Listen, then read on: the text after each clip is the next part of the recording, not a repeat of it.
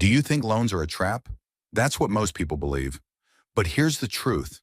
Wealthy individuals don't avoid loans. They leverage them.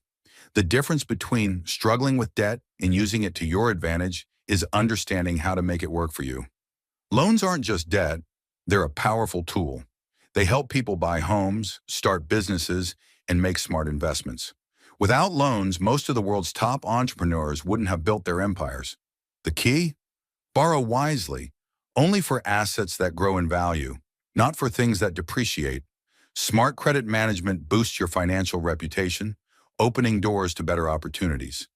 The problem isn't loans, it's how people misuse them. So next time someone says debt is bad, ask yourself, are you using it wrong or right? That's a wrap for today.